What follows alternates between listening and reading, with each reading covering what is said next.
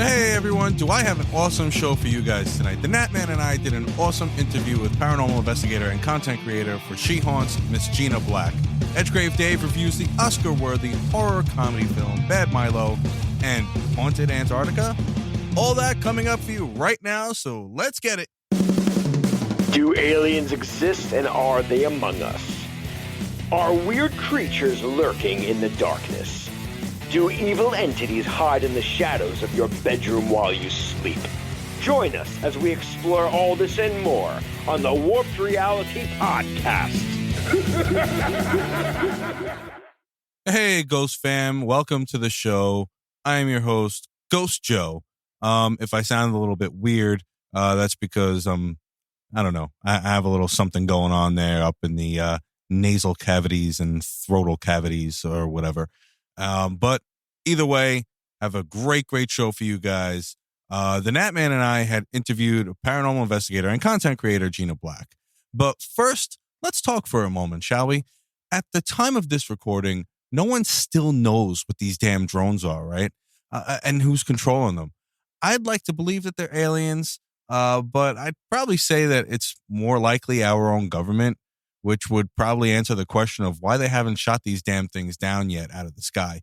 I mean, it kind of makes a little bit of sense, but I would love for it to honestly be aliens because I think that would be super cool. You know, listen, if they wanted to blow us up, they would have did it already, all right? But yeah, so that's what I'm thinking about that. What do you guys think? Let me know, just let me know. Email me at ghostjoeny@gmail.com or leave me a voicemail at 845-600-0744. I'd love to hear about it. And if you have any paranormal experiences that you'd like to share, definitely utilize that as well. You could do it anonymously if you'd like. Now let's talk about some paranormal news. Listen, I want you to hear the interview. Okay, but I got to warm you up a little bit first, all right? But did you guys know that Antarctica is a crazy haunted place? I mean, me neither. I mean, the population there is only 1,300 crazy mofos braving the frigid temps, you know. But let's look into a few of these creepy icy hauntings. So one place is called Ross Island, which is an island formed by 4 volcanoes. That's pretty cool. In the Ross Sea. In 1979, a plane claimed the lives of 257 people on Air New Zealand flight when it crashed into Mount Erebus. The people of the crash are said to haunt the area.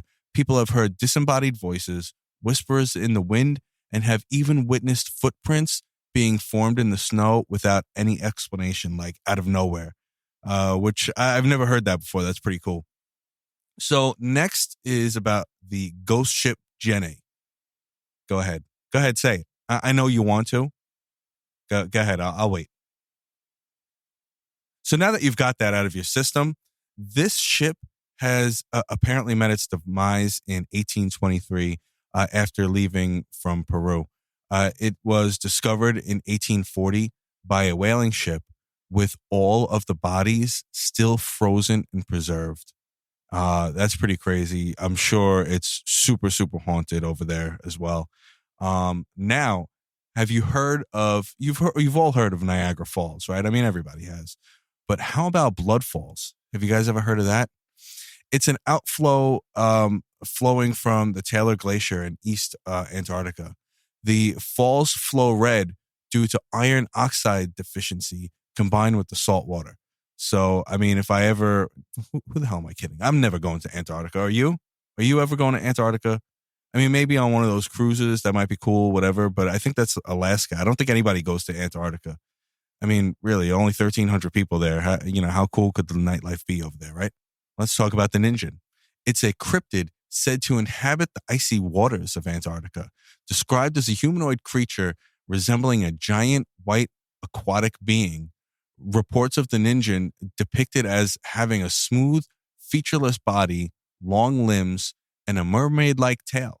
Witnesses claim to have seen the Ninjin while aboard ships or during research expeditions, often describing encounters with the creature as surreal and otherworldly. The Ninjin is typically associated with the various urban legends and folklore, and its existence remains unverified by scientific evidence. The concept of the Ninja taps into the themes of the unknown and the mystery surrounding unexplored regions of the world, particularly in the harsh and remote environment, Antarctica. As with many cryptids, the Ninja has captured the imagination of enthusiasts and remains a subject of intrigue and speculation. And I guess we're never going to see it because I'm never going to Antarctica. But actually, some people have said that you actually can see it on Google Earth. So we're going to have to check that out, shall we? But, listen, without further delay, let's get into the interview, shall we? So with us today is Gina Black. She's a paranormal investigator living in South Florida, co-founder of Afterlife All-Stars, and content creator of SheHaunts on various social media platforms. With her ghost hunting equipment, open mind, and critical eye, she investigates dwellings looking for signs of the paranormal. Hi. Hey, how you doing, Gina? Thanks for Thank you coming so down much to for the having show. me. No, it's awesome. It's awesome. Thank you so much. So how did you get interested in the paranormal? So I grew up in upstate New York, and we always used to tell scary stories around our fireplace in the winter.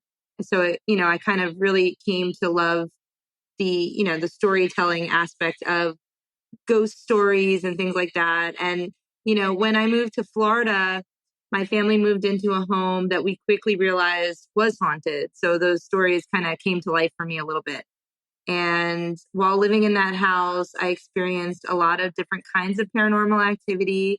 And it really sort of sparked my interest in the paranormal and kind of pushed me towards researching it more and seeing how other people's experience affected them and, how they were coping and handling that. And, it kind of led me to being an investigator where I am today.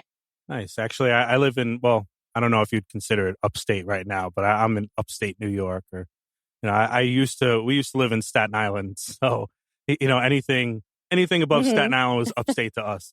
But now I'm actually in, now I'm in Upper Westchester, like, the beginning of Putnam County area. Yeah, like Yorktown Heights area of New York. I lived in Rockland area. We were actually very close to Letchworth Village, if anybody knows that through paranormal research. That was still open when I lived there. That's how old I am. And now that it's become kind of like a hot spot for paranormal investigators, I am just so jealous because I grew up by that. And now I have FOMO because I can't go investigate myself. Where in Florida do you live? I live in South Florida, very close to Fort Lauderdale area. Yeah, I lived in the Tampa area for a while. And actually, Tampa area is cool. The Halloween scene there was actually really good there. Freaked me out, actually, because I thought it was a lot better than the New York scene. Our first Halloween there it was extreme amount of kids walking around the neighborhood and a lot of people decorated. It was actually pretty damn cool. When did you start getting involved in like organized investigations and doing the Afterlife All-Stars? When did that start? So I started, I would say, getting a little bit more serious about investigating around 2017, 2018. I got a couple of ghost hunting equipment tools and I started, seeking out more places to investigate. And the more I did that, I started meeting more like-minded people. And I landed up meeting in South Florida, my co-founder of the Afterlife All-Stars. His name is Tim Arnwine. And he was looking to start a new team. So we got together and, we were in a team before, and then we started the Afterlife All-Stars together. And it's just so much fun. And it's great working with him too, because he's been doing it a lot longer than I have. He's been investigating for 20 plus years. And, his knowledge has been really cool to, have in my life. And he's written a few books and, he's just so amazing when we have guests and people that come to investigate with our team because we host events. He's just, he's great with that. And when it came to starting the team, it was just a very natural, progression. We met a bunch of like-minded people, other investigators, and we teamed up and everybody kind of brings their unique flavor to the group. We have some people that are really great with using a spirit box, some people that are more, versed with, working with EVPs and recording. and everybody together really complements, one another. So it's fun. Now, do you guys do like residential, commercial, abandoned places? Like what do you guys mainly focus on? Or do you kind of do like a little bit of everything?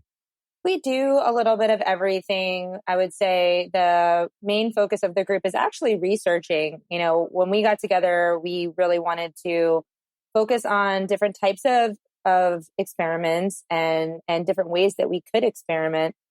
And we do that through a variety of different types of investigations. So we do seek out haunted locations, places like hotels, prisons, hospitals, you name it, homes, businesses that are known for paranormal activity. Sometimes people do contact us to come and experiment.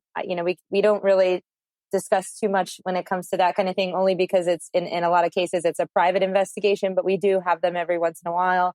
And we also do events with our local historical society in Fort Lauderdale. We host regular events where it's actually a fundraiser for them. And what we do is we have something called Paranormal Boot Camp. And we teach the guests how to use the equipment, and then they join us on an actual investigation. It's not really a ghost tour or anything like that. And that's really fun. And it's a great way to get visibility for our museum and to raise some money for them. So we do that too. And, we kind of try to get a variety of places under our belt because it's fun to try new things. So we're always looking. When you do investigations, I guess pretty much like residential, I guess it would be. Do you try to just give answers, or do you try, like, if somebody's like, listen, you got to help me try and get rid of this thing? Do you try and like help with that, or is it just basically the research? Well, it's more of the research, I would say. What we really strive for is to validate their experiences and also help them with possible ways to work around the situation. A lot of times when you have a haunting, especially in a residential or a business, it might just be somebody that was connected to that property that just wants to be acknowledged. And once they're acknowledged and they're treated with respect, then a lot of times the issues do die down, because maybe that's all they wanted, was to just feel like their space was being shared and respected.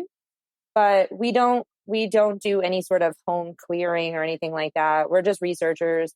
But what we have done for some people is to validate their experiences, to show them that they're not crazy. We've captured things along the lines of EVP, or electronic voice phenomena, in recordings. And we've captured different light anomalies. We've captured shadow people, moving around. So at least we can show these folks that have reached out that they in fact are having a legitimate experience. But we really haven't had anybody that's contacted us with anything very negative. So I would say, but in that kind of situation, we really would just be able to provide the evidence. So you've never actually dealt with poltergeists?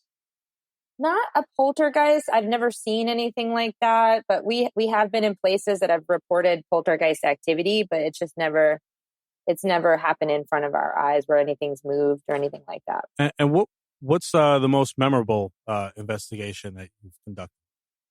Memorable is a broad word, but I would say, kind of. Right. Well, that's why I said it like that. I don't want to say what's the most evil or the most scary, or, what's the most memorable, So, what's an interesting investigation for me was, I was in Savannah, Georgia. This was a couple years ago, and I was investigating the Sorrel Weed House. I'm not sure if you are familiar with it, but it was on pretty much every ghost hunting show. It's been on Ghost Adventures, Ghost Hunters, and it's been on all kinds of other things. And it was actually the house in Forrest Gump where they drop the feather at the top of the roof and it kind of floats down. Wow. It's a famous house, and it basically has a lot of rich history, because when it first came into be, the foundation was actually used as a Revolutionary War barracks. And then that foundation was converted into a home. And then it became, added on to, and it became, eventually it became this really nice mansion. And in, the family that's famous for living there, in the later years was the Sorrel Weed family. And that house was home to a doctor who did a lot of shady experiments in the basement. And also there was a famous story of how he was cheating on his wife with an enslaved woman. And he was caught cheating on his wife, and she caught them. And the wife basically just walked upstairs and threw herself off the roof. There was no explanation, no note, no nothing. She just walked up and just, she jumped off. And then very shortly thereafter, the enslaved woman who was found with the husband was found in her living quarters hanging from a noose. And the story, it sounds like fiction. It sounds like a movie, but it really happened. And there are a lot of restless spirits in that home. So when I visited, I was there on a Saturday night, and I was only with 2 other people and my husband. And we got through the whole house. Nothing was going on. It was very quiet. And then we got to the carriage house, which was where the enslaved quarters were. And this building, we were told by the docent, was a happy space. This was where everybody would relax after a long day of work. They would cook together, clean, sing. It was a nice place for them to be. They enjoyed being there. And she said, hey, if you're up here investigating, just keep it light. Don't ask any doom and gloom questions. Just be respectful and just be, ask anything that might be happy or lighthearted. So we're up there and we're running out of questions to ask. And I asked my husband, I said, hey, like maybe you could sing a song, because he's a musician.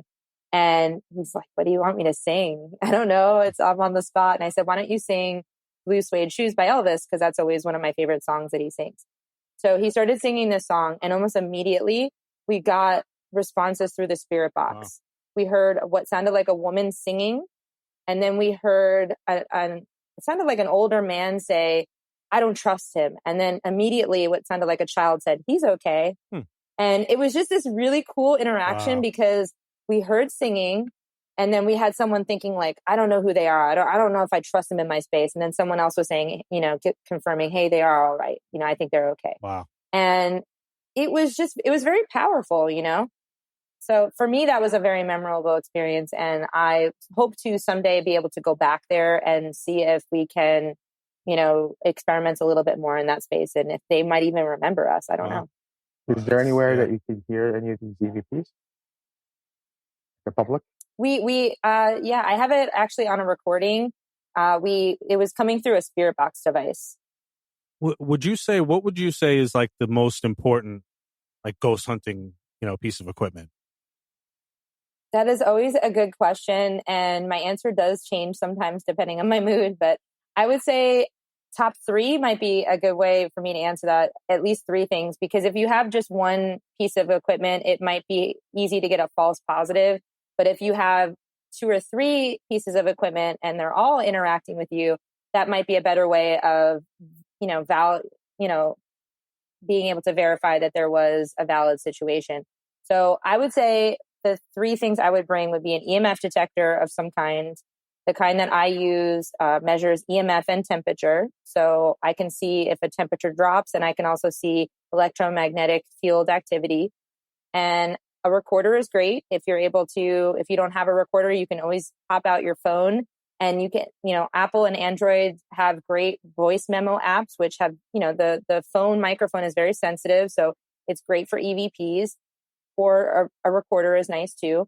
And I also recently have been using flashlights, believe it or not, on investigations. If you have a flashlight like a mag light, the type where you kind of twist the top, if you twist the top just so that it's barely not touching the battery connection, just so that if you give the little tap, it'll turn it on and off. And you can ask questions using the flashlight, because equipment, in my opinion, for a lot of spirits looks foreign. It looks foreign to people in this day and age, but it definitely looks foreign for people that might have lived 100+ years ago.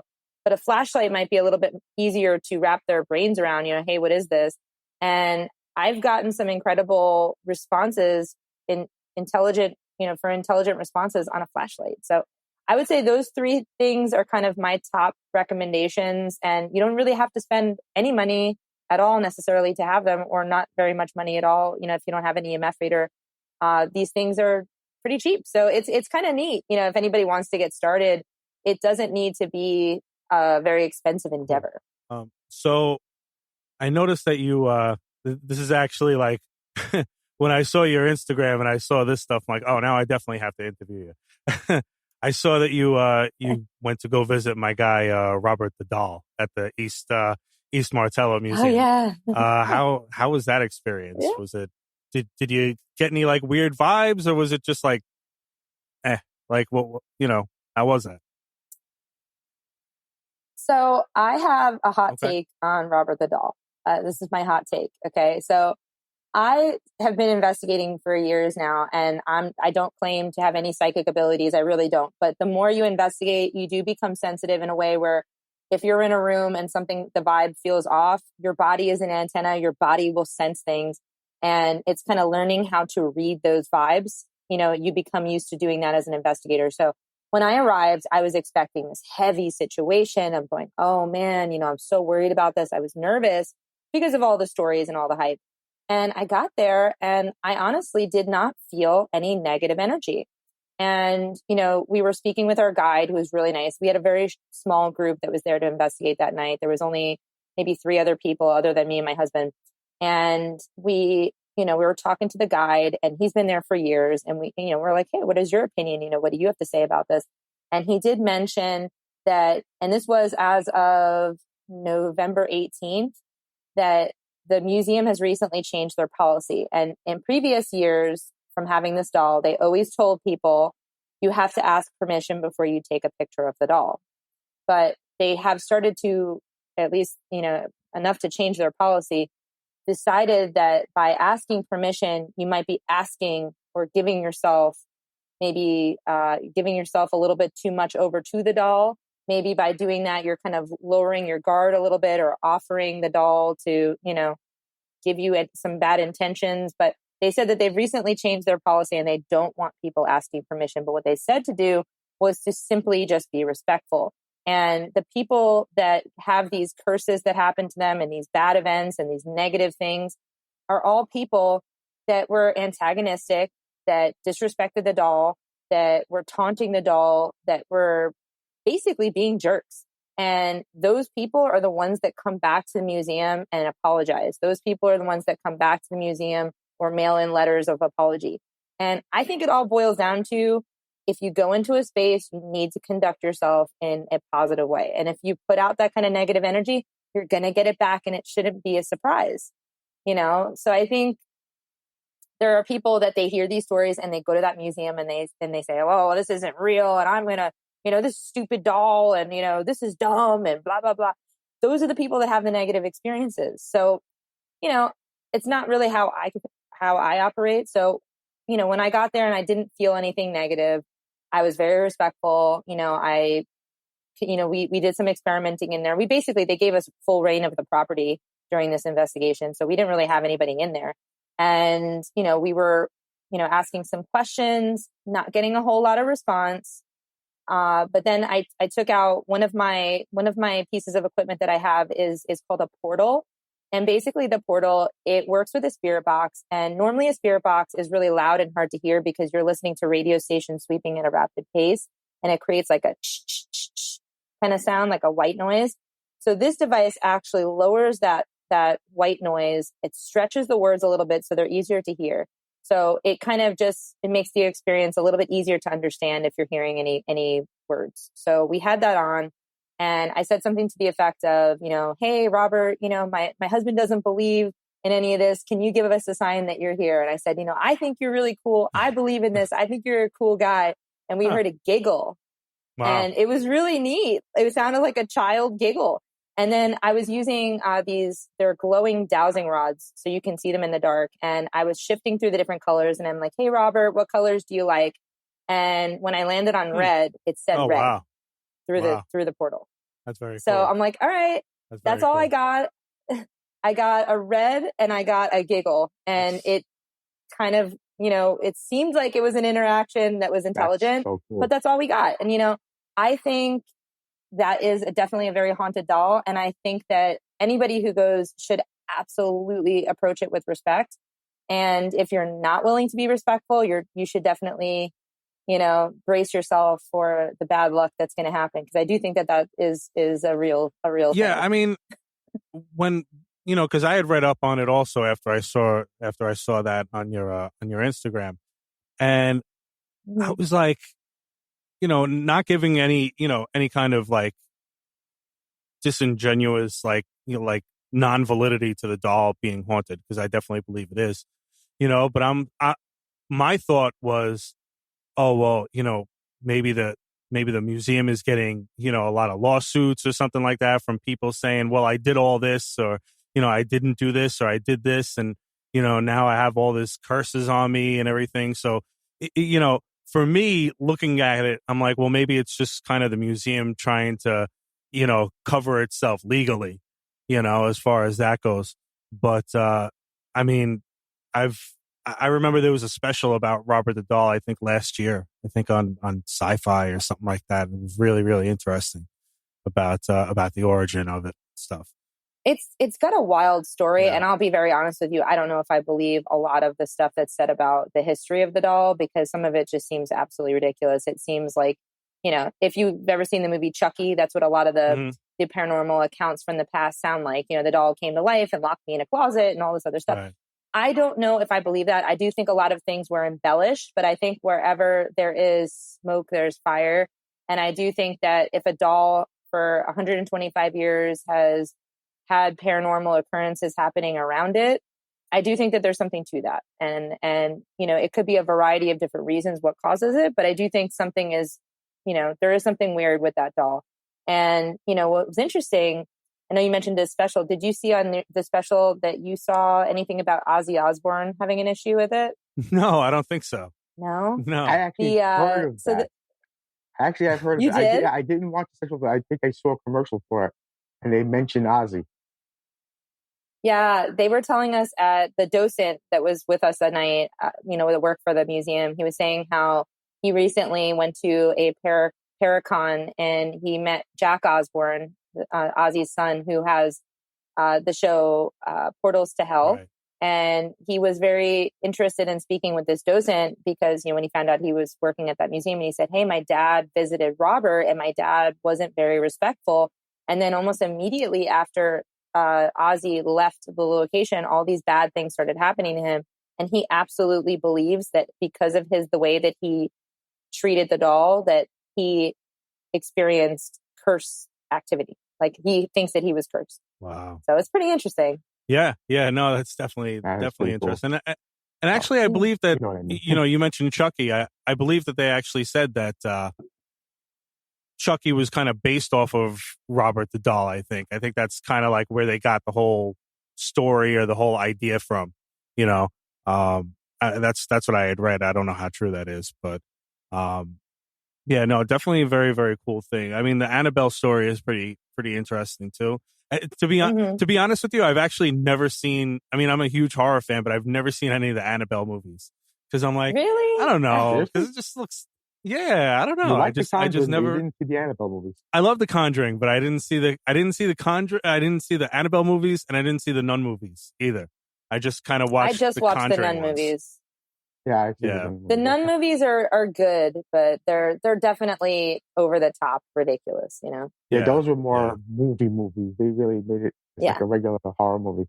The Annabelle doll movies, I think the first two were pretty good. I'm not sure about the last two that they made. I think there was 4 of them, right? I mean, the one where they actually involved the real Annabelle in it at the end, that was actually pretty cool. You mentioned something about psychic ability. Does your group actually use mediums or anything like that? We do not. We do not have any mediums, no. And I'm very skeptical of mediums. So personally, it would have to be somebody who really, really blew my socks off, because unfortunately, there are a lot of people that claim to be mediums, and there's really, I don't believe everybody that says that they're a medium is actual. And I think a lot of people claim to do that and they make money off of it. And, it's just hard because, a lot of people go to see mediums to, for a variety of reasons. And I feel like with the fact that there are so many frauds out there, that it's just hard to trust it. And I went to a place called Casadega, which is a spiritualist camp in just outside of Orlando. And this was maybe like 2 years ago. And it's a town full of psychics. And I went to someone and the entire reading just felt so fake. And, she was looking at me to get a rise and, oh, I think someone's coming through and it seems like it's a female. And then she looks at me and, oh, I'm seeing a nurse hat. Do you know anybody who's a nurse? It just seems so fake. And I don't know. I'm just so skeptical of it. But if I meet someone at some point doing this that seems legit, I would love to work with them. But I just, when it comes to experimenting, I think that it's so important to have a multifaceted approach to experimenting, not just to lock yourself into a routine, always to try new things. So if that were a possibility of getting a legit medium, I would do it. Yeah, I kind of feel the same way too about it. I mean, I pretty much, I sound like a broken record on all my shows because I pretty much say that a lot about how I feel like there's more charlatans than there are real psychics. I do believe that there are real psychics out there, real mediums out there, but I feel like they wouldn't be the ones that would be charging $300 an hour or whatever, whatever it is. My dad had people like, he'd be in the grocery store and somebody would come up and say, oh, do you know so-and-so? That I just want to let you know that this happened or that happened, or they want you to know this. I feel like those people are more real, because it just comes out of, they're not asking for right. money. They just come out of nowhere and they're just like, hey, I got this message. I just wanted to let you know, but yeah, I mean, especially the ones that were always on TV, Sylvia Brown, John, and I was a huge fan of John Edwards, until I found out that they give questionnaires before people go into the studio audience. I'm like, well, if they give questionnaires, obviously they're going to know, it asks them who they want to contact and stuff like that. I said, wow, so John Edwards is even staged, that kind of hurt my feelings a little bit because I wanted to believe that guy, because he just seemed like a genuine guy. But yeah, no, I definitely have the same feeling about psychics and mediums and stuff. And another thing too is when you're seeing these people on TV, what makes it even harder to believe is what goes into a TV show, whether they claim that it's live or they claim that it's happening in front of you or not. It's heavily edited, it's heavily vetted. You have so much that goes into the production of it, and nobody is going to produce a show that's going to be a dud. They're not going to purposely just throw somebody on a stage and just be like, oh, hopefully this works out. They're going to pick someone that they know is going to give them the content that they want. And that's where it's hard to believe the stuff on TV. I think that, maybe a person, I've heard of stories where psychics, help find bodies and people that are lost and stuff like that. That to me is more interesting than the people that have these shows that, reach out to the crowd and, Me and a friend of mine had met Sebastian Bach years back, a lot of years ago. And we had asked him, because he was on John Edward, crossing over with John Edwards. And stupid me, like, I'm a musician. You would think I would ask him a musician question, and I said to him, I said, was the John Edwards thing real? And Sebastian Bach goes, well, who's as real as it could be? I'm like, okay, that kind of answers my question. But yeah, so exactly. When did you start creating content for SheHaunts? How long has that been going on? I don't know when I exactly started it. Maybe about 2 years, 2.5 years, maybe a little longer, but it's around that. I've been a content creator though on Instagram with a variety of accounts, and so before this, I was really focusing on a small business that was crystals and kind of witchy stuff, and I really got into making videos and stuff for my products, and with algorithm and pandemic and all kinds of stuff, I wasn't selling as much online, and I really didn't want to do it anymore, so I kind of like backed off of that, and I decided to start this because I said, you know what, this is the one thing I'm really passionate about. I was kind of afraid to start it at first because I really thought people were going to think I'm crazy. I don't really tell the average person when I meet them, I don't tell my coworkers, I don't tell, everybody what I do. But I felt like, I was nervous at first to do it because I figured everyone was going to think I was nuts. And then I really met a very cool community of people and a lot of really, really great other investigators, paranormal enthusiasts, people that are into it. And it's just been a really cool experience. Of course, with everything, anything on Instagram or TikTok, there's going to be a little drama at some point. But, I think overall it's been very positive and I really like it. Yeah. I mean, how cool is the people in the paranormal community? I mean, I've met some really, really great people. And it's funny because, like you said, people think, oh, this person's crazy and stuff. I've met some of the most down to earth people that I've ever met in my life in the paranormal community, and it's just, it's been cool for me too. Like I really, enjoy the people that I've interacted with and stuff with that. So yeah, definitely enjoy that. So let me ask you this. If money was no object and you could do a paranormal investigation anywhere, where would that be? Okay, so I think what I would do if money was no object would be to somehow get the Winchester Mansion for a week and just do an overnight situation for a week and just experiment my butt off and try to get to as many rooms as I could and just really, see what I can experience. Because that has always been a very fascinating location. I've never been, but I've seen a million shows about it. I've seen, I've watched YouTube videos and podcasts and you name it. I love the history behind that.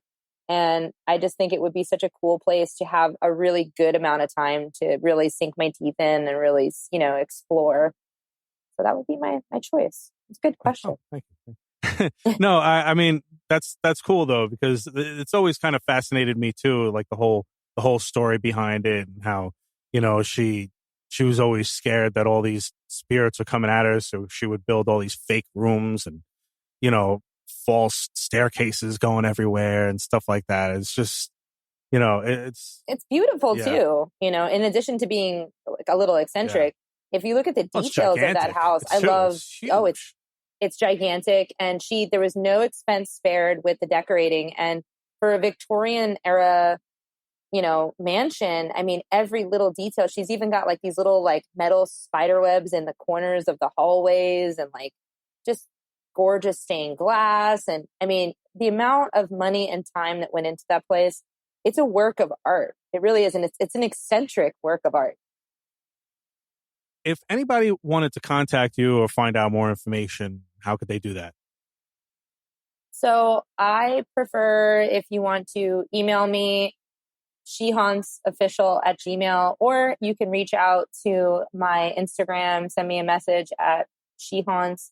I love connecting with other people in the paranormal world. And if anybody also has any questions, I do run a blog on investigating and tools that you can use to investigate. And I actually have an article about a bunch of ghost hunting equipment on Amazon under $20 and how you can use it. So if anybody has any sort of questions along those lines, please let me know. I love to share this stuff with anybody who will listen. So definitely reach out. Well, thank you so much for, for talking to us, and really appreciate you taking your time out of your day and to be on our humble podcast here. So thanks a lot. Thank you for having me. Thank you so much to Gina Black for helping us out with this interview. I really appreciate it. It was great talking to you. And please, if anybody wants to know more about her, I encourage you to please check out our show notes. I have all of her links there regarding SheHaunts and the Afterlife All-Stars. So please check it out. Check out all of her social media stuff. Also, it's awesome. You're going to love it. And she has some really, really cool stuff on there. Blog, merch, all that stuff. So definitely check it out. You're going to like that a lot. Now on to some horrible reviews. Horrible reviews with Edgegrave Dave. Okay. Bad Milo. Bad Milo. Bad Milo? Huh. Okay. Hey guys, Edgegrave Dave here, and I could assure you that I'm not yelling at you. I just want to make sure that I am pronouncing the movie that we will be discussing name correctly, as it's BAD, bad, Milo, Milo, exclamation mark. Because after all, an exclamation mark creates excitement and exclamation, right? So, spoiler alert, and thank you, Ghost Joe. We will be discussing 2013's Bad Milo. And by the way, ironically, it is 1 day removed from the date that it did have its limited theatrical release. So here we go, though. With all the crazy movies that we've seen over the years, I was expecting the unexpected. And that is exactly what I got with this movie. It could have been anything from a really twisted, crazy, scary horror film to a comedy to who knows what. With a title like that, it's something that I never heard of. It did have a very limited release, as we said. But man, when I saw the cast of characters that were in this movie, I just couldn't believe it. We actually have a pretty star-studded cast here. We have Ken Marino, we have Jillian Jacobs, Patrick Warburton, and I remember him from those crazy car commercials. He has just done so much stuff. Peter Stormare, that was in Fargo. Stephen Root, remember? Milton from Office Space? Yeah, my stapler. And it's also worth mentioning that Ken Marino was in those babysitter movies. He plays Duncan, the main character. He was also in Hoodwinked, and Patrick Warburton was also in Hoodwinked. And I mention that because it's an animated Little Red Riding Hood mystery movie, and it's one of my wife's favorites. But ironically, they were both in this movie. And to have Stephen Root in there too, I mean, oh man. And we also have a member of the cast that was both in King of the Hill and Family Guy. I mean, this just has comedy written all over it, especially from these actors. But I got to tell you, this is one of the craziest movies that I've seen in a while. But one thing that I wasn't expecting is, without telling you how many streaming services that I have, this is definitely one service that I did not have. And I only found it on Prime Video's another subscription channel, which is Monsters and Nightmares. So just for this occasion, I do have a 7-day trial. At the time of this recording, we'll see what happens. Will I keep it? We'll see what happens. But man, it seems like these subscriptions are just popping up everywhere. Good entertainment is just hard to be streamlined and streaming these days. So, okay, major spoiler alert here. All right.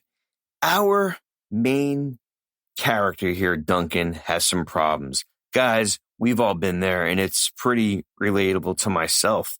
You know, you have crazy work, you have stress, you have a lot of things going on, and all of a sudden you get a little rumble in the tummy. Is it time to break out the Pepto? Is it time to break out some stomach medicine? All of a sudden you're running to the bathroom and you're thinking about things, and then boom, an alien pops out of your ass. I can't believe that. Yeah, that's exactly what this movie is about. This poor guy has so much stress that he's been dealing with stomach issues for years. And you know what? There's a little cross between E.T., Mac and Me type alien or demon. He really is advertised as a demon. But when you see this thing's face covered in poop and in blood, and he comes out and he is a part of him. Now, you could say to yourself that you're going to be scared shitless. Well, believe me when I tell you, the interesting part is the human element of this movie. Though it comes out and there are deaths and it does kill people, we find out from a hypnotherapist that he has to bond with it. And it's just the wildest thing. On one hand, you kind of feel bad for this guy, but we mentioned Office Space before. It has like Office Space comedic acting where he works for an accountant firm and his boss makes him all of a sudden out of nowhere the human resources manager, where he just has to fire people every single day. And his office is, of course, in the bathroom, which is the common theme. And when he goes to the bathroom, his wife is like, "Is this like one of those 5-minute things or like a half an hour thing?" I think some of us might be able to relate to that. And the whole point of the movie is he has to be able to control his emotions, because the people that he is stressed out over, Milo gonna try to get him. And there are some pretty crazy, brutal scenes in this movie. There's not a ton of them, but they are definitely there, and they pay off in dividends. But the comedic acting, the dialogue of this, I thought I was watching maybe something for 2 seconds, like an Office Space meets like American Pie, or even Seinfeld. And yes, there's a Seinfeld cast member that was on the show here too. So it just all works very, very well. And you find out Stephen Root, who plays Duncan's father, well, let's just say Milo kind of runs in the family. And he has one of these things too. And when they're fighting each other, oh man, it is just crazy. This movie is just going to have you rolling. It's just going to have you kind of like cracking up. And then it's just going to have you shocked at some of the kills that it has. And it has a pretty fitting ending, actually. So all in all, I was highly entertained by this little movie. And it really does pay off in a very big way. I think that you're really going to enjoy it. I have to thank Ghost Joe for this one, because he did recommend it. And it's just a movie that before streaming was really a big thing. It was a direct-to-video release. Sometimes, guys, the most hidden gems are the ones that you will find direct-to-video. So go ahead. Check out Bad Milo. I don't even know what to even rate this thing. Part of me wants to give it a 5 out of 5 graves just for being so ridiculously poopful awesome. Another part of me wants to give it a 2 out of 5, 1 out of 5. It's almost unrateable, because it's just that crazy. And the fact that they made something like this and that it was thought of, I mean, what an original idea. Now, the human element, do we all have a Milo inside of us? The next time that you get stressed out and you're kind of running for that TP and you want to make sure that you're working out all of your demons, well, you better watch out, because there just might be one inside of you, and you got to control your emotions. So see, horror films do teach you life lessons. There you go. And you can have more life lessons on the Warp Reality Paranormal Podcast. So back to you, Ghost Joe. Thank you for that awesome, horrible review. As usual, Edgegrave. I knew he was going to have fun with that one. I just knew it, because, I mean, to be honest with you, I actually haven't seen the movie. I just saw the trailer, and it looked so insane and ridiculous. I had actually gotten that suggestion from somebody at work, which, if I remember correctly, the person at work, I would never have expected them to give me this suggestion. So that was pretty awesome. And, but I'm so happy you had a lot of fun with that one. I busted out laughing the first time I heard his review on it also. So that's going to do it for this episode, while, I'm holding back a cough right now. And, so thank you so much to Gina Black from SheHaunts and Afterlife All-Stars. You're awesome. Can't wait to do it again. And please check out all of our links in the show notes. And thank you, of course, to my buddy Edgegrave Dave for the awesome review. So that's it for everybody. And we'll talk to you guys on the Christmas episode later. Thank you for listening to the Warp Reality Podcast. And thank you to all my guests and contributors that help make this show possible. For more episodes, guest info, social media links, merch, and more, please check out warprealitypodcast.com. If you have a paranormal experience you would like to share, questions, comments, or you would like to be a guest on the show, please leave me a voicemail at 845-600-0744, or you can email me at ghostjoeny@gmail.com. You can do so anonymously if you'd like. Also, I'd greatly appreciate it if you could leave me a review on Apple Podcasts or WarpRealityPodcast.com. Have a great night, everyone, and don't forget to change your shorts.